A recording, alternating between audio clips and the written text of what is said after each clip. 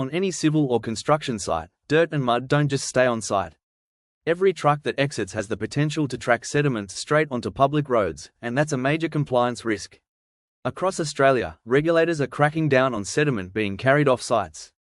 In recent cases, companies were fined over $5,000 simply for leaving mud and gravel on the road outside their site entrance. It's a preventable mistake and it can cost you thousands, delay site works, and damage your reputation. It doesn't just look bad, it washes into stormwater drains, polluting creeks and waterways, and creates dust problems once it dries out. That's why trackout control is essential. Ground Nurse Trackout Control Mats are a fast, compliant solution designed for civil, mining and infrastructure projects. As vehicles drive across the mat, its engineered surface dislodges soil, mud and dust from tires before they hit the public road. They install in minutes, no digging, no rock pads, and they're fully reusable from project to project.